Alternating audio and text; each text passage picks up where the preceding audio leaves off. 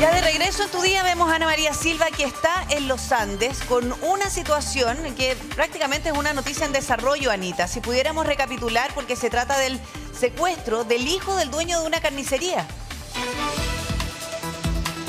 Una noticia grave, Priscila, sobre este secuestro que habría ocurrido en la madrugada de este domingo. Se trata de un joven de 30 años, el hijo, tal como tú lo decías, del dueño de estas carnicerías.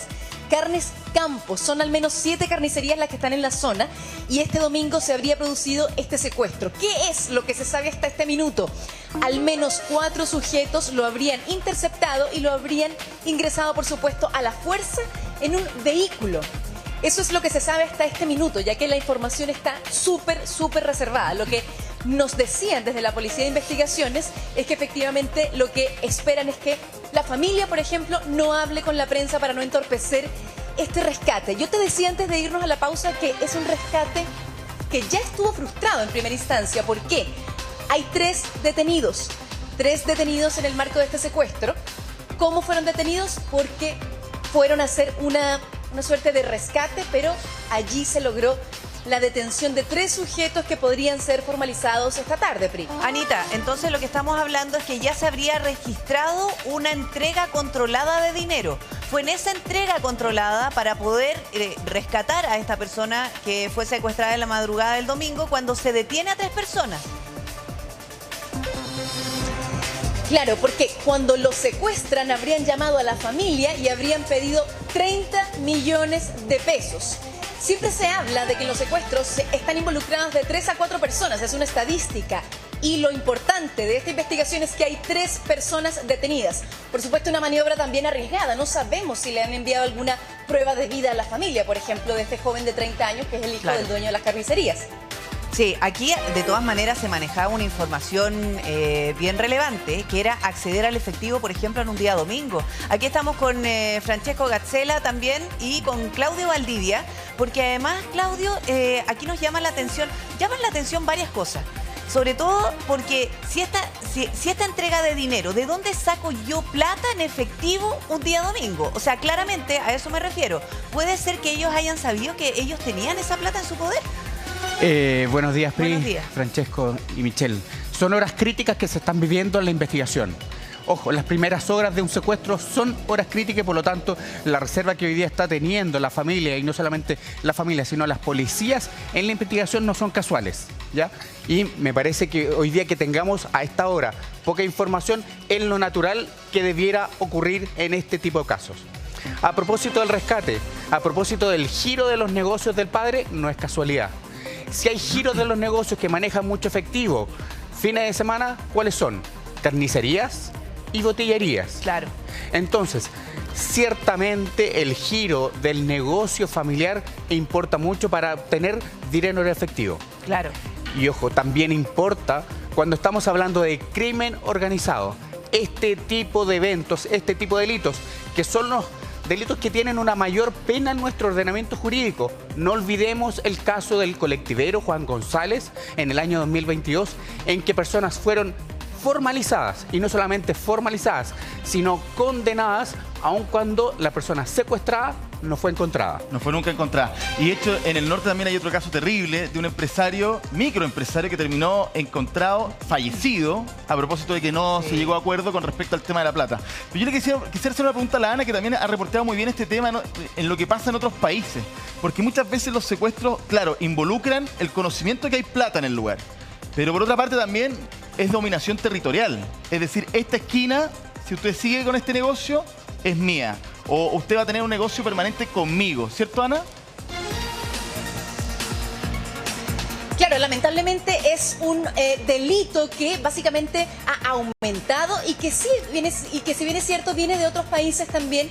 Antes acá en Chile por lo menos se daba más entre conocidos, entre incluso familiares, ajustes de este tipo de cuentas, pero ahora lo que aumentó es entre desconocidos. Entonces no sé, se podría establecer que efectivamente le ponen el ojo a un tipo de negocio, como ustedes bien lo decían, que manejan mucho efectivo, sobre todo los fines de semana. Estamos hablando de 7 carnicerías. Yo estuve en otra antes de partir acá el primer despacho, y lo que me decían es que este joven no trabaja con el papá o no estaba trabajando con el papá. Es el mayor de 2 hermanos hijos de este matrimonio que han tenido este negocio bastante próspero. ¿Cuánto tiempo tiene esta carnicería acá o lleva esta carnicería acá? Le preguntaba yo a los vecinos comerciantes de este sector. 7, 8 meses, no más que eso. Ah, es muy reciente. Ahora es importante investigar, Claudio, si es que esto es producto del no pago de una vacuna. ¿Te acuerdas cuando hablábamos de la extorsión a los propios locatarios? Que muchos locatarios terminan pagando mes a mes para que no les pase nada a sus negocios, que lo hemos visto aquí en Estación Central, Independencia, Recoleta. Pero resulta que las amenazas de esas extorsiones son precisamente ir en contra de la familia. Quiero ir incluso más allá, Pri. En nuestro país ya tenemos evidencia. Hay una investigación de la Fundación Paz Ciudadana en el sector sur de nuestra capital, en la cual se detectó, a partir de la investigación con la Fiscalía y con otras instituciones, en que las carnicerías son un lugar de riesgo. Ojo, ¿por qué? Porque el crimen organizado, este tipo de grupos, claro, les interesa este tipo de giro de negocios. ¿Por qué? Porque maneja mucho efectivo y maneja y permite lavado de dineros. Y por lo tanto, este giro de negocio importa mucho porque generan una presión a estos dueños. Claro. Y lo que se identificó en esa investigación, ojo, es que había patentes, en el fondo de la titularidad de las patentes comerciales, a una sola persona a través de las presiones que hacían a sus dueños. Ya tenemos evidencia en nuestro país respecto de ese tipo de eventos. Mira, no es solamente págame para que no le pase nada a tu negocio, sino es que es ya quedarse derechamente con el negocio. Véndeme tu carnicería. Y si no me vendes tu carnicería, vas a tener sanciones. Claro, por eso yo te decía que es un tema de control territorial también. Además, Claudio, entiendo que este tipo de negocios, las carnicerías, porque transportan también, tienen camiones asociados, frigoríficos y unas ciertas cosas, sirven de fachada para otro tipo de negocio. Negocios del crimen organizado. Carnicerías y botillerías son un giro de negocio, son giros de negocio interesantes para el crimen organizado, porque manejan mucho efectivo y permiten también otro tipo de acciones que son de carácter criminal. Traslado de droga, traslado de droga, etcétera. Y por lo tanto aquí no se trata de estar imputando a la familia del secuestrado este tipo de organización o este tipo de delitos, sino que el giro de negocios de esta familia es particularmente atractivo e interesante para el crimen organizado. Sí, mira, yo sé que todo lo que se está realizando ahora, Ana, para tener éxito es con mucho hermetismo, pero de todas maneras hay información que ha ido saliendo a la luz y que es importante también considerarla. ¿Qué has podido reportear tú? Sí, ¿me puedes repetir la pregunta, Priscila, por favor? Porque tengo un poquito de intermitencia también. Sí, ¿qué otra información adicional se puede sumar, independientemente que sabemos que todo lo que se está realizando, sobre todo en estas horas críticas, es con mucho hermetismo? Solamente de la información que se pueda dar a conocer, Anita. ¿Tienes algo más? Mira, la formalización de estos 3 sujetos era clave. En primera instancia se habló de que podrían estar en el bloque de las 11 de la mañana. Ellos están detenidos, más no están en prisión preventiva. De estos 3 sujetos con quien se realiza este primer intercambio para intentar rescatar a este joven. Luego nos dijeron que depende de lo que decida el juez, también se podría ampliar esta detención y quede para mañana. Pero esa formalización es clave, o ese interrogatorio que les hagan estas personas también es clave para poder tener una pista más y llegar a los otros sujetos o a los cabecillas de esta operación, Priscila. Sí, es que es muy delicado además porque resulta que si ya hay 3 personas que están detenidas, si es que estas personas no entregan la información relevante para dar con el paradero de quien está secuestrado, eventualmente uno imagina, o sea, desde el desconocimiento, que podrían intentar utilizarlo como moneda de cambio para que liberen a esos delincuentes. Efectivamente, lo que dice Anita es clave. Me parece que yo creo que va en la dirección correcta lo que señalaba. Aquí, más que generar hoy día una formalización, lo que estimo yo, a propósito de este tipo de delitos, y en el momento en el cual se encuentran en la investigación, quizás sea lo más razonable y prudente, es pedir la ampliación del plazo de la detención. Que son 12 horas. Que son... A ver, son 24 horas, ya. En el fondo, una vez detenido son 24 horas. Es ampliar la detención por otro día, hasta 3 días, incluso se puede hacer, ya, para tener mayor cantidad de antecedentes, mayor cantidad de evidencia. Insisto, hoy día la formalización me parecería muy prematura. ¿Por qué?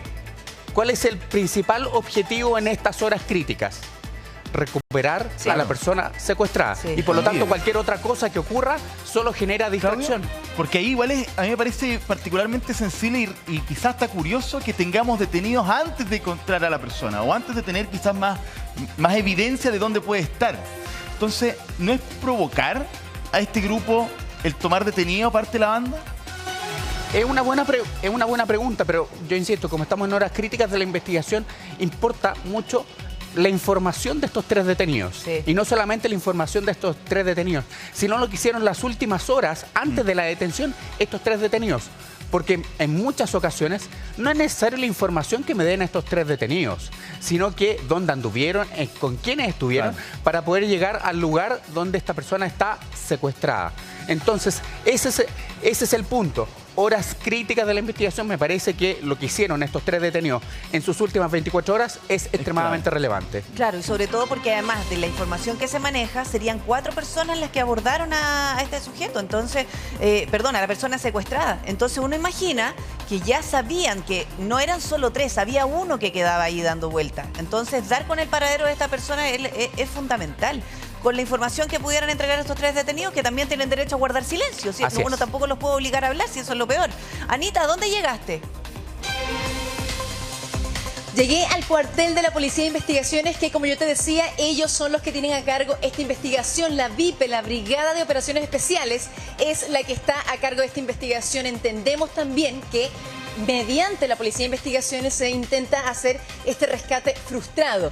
Yo les decía que ellos estaban pidiendo 30 millones de pesos. Una vez que secuestran a este joven de 30 años, pidieron un rescate nada menos de 30 millones de pesos. Entonces, allí es donde se concreta la detención de estos 3 sujetos que tienen que pasar a control de detención también. Lo otro importante es que yo les decía que las carnicerías hoy día están abiertas. Pregunté en la primera donde fui, me decían sí, nosotros vamos a trabajar con completa normalidad, no podemos entregar información. Esta persona no trabajaba con su papá y yo también te decía, es el mayor de 2 hermanos, Priscila. Sí, y ¿Habrá tenido además... alguna rutina este joven?